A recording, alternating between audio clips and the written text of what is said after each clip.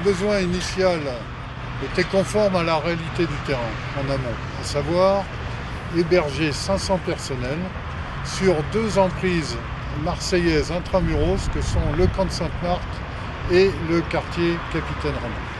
Bien, la spécificité, c'était que la demande du commandement était une demande urgente, avec un objectif de livraison au plus tôt. C'est la raison pour laquelle donc, nous avons décidé de confier cette opération à l'usine NG, à l'usine de Marseille. Lorsque l'usine de Lyon nous a délégué cette opération, nous sommes passés en mode projet. J'ai désigné un conducteur d'opération, 2 maîtres d'œuvre, afin de pouvoir réagir très rapidement et de mener à bien ce chantier. C'était un challenge qui paraissait a priori très compliqué dès le démarrage par le montage de cette opération. Qui au final s'avère très positive. Sur ce chantier, nous avons installé 250 bungalows pour pouvoir loger 350 personnels de l'opération Sentinelle. Ce chantier sert à améliorer leurs conditions de vie. Le souci sur ce genre de chantier, c'est qu'on a plein d'intervenants. On a les chefs militaires, on a les chefs d'entreprise, on a la MOM aussi. Donc le conducteur de travaux est une sorte de coordonnateur de toutes ces personnes-là, pour que le chantier se passe au mieux, avance le plus vite possible, qu'on respecte les délais qui nous sont demandés. Le but du jeu, c'est que les utilisateurs puissent s'installer dedans le plus vite possible pour pouvoir avoir de bonnes conditions.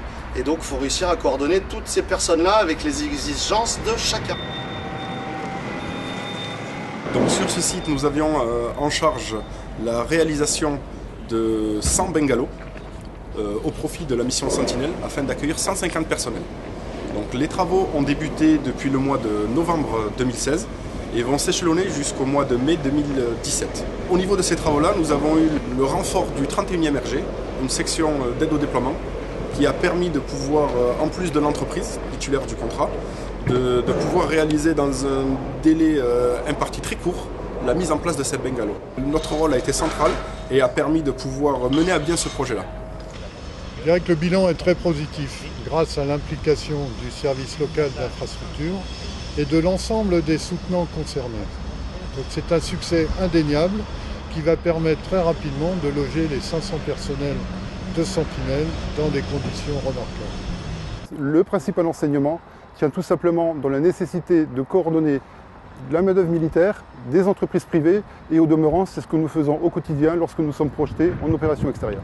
Nous sommes pleinement dans la mission du SID de soutien au profit des unités de l'armée de terre et du ministère de la Défense dans le sens général, dans la mesure où nous essayons de répondre le plus rapidement possible aux besoins qui sont exprimés.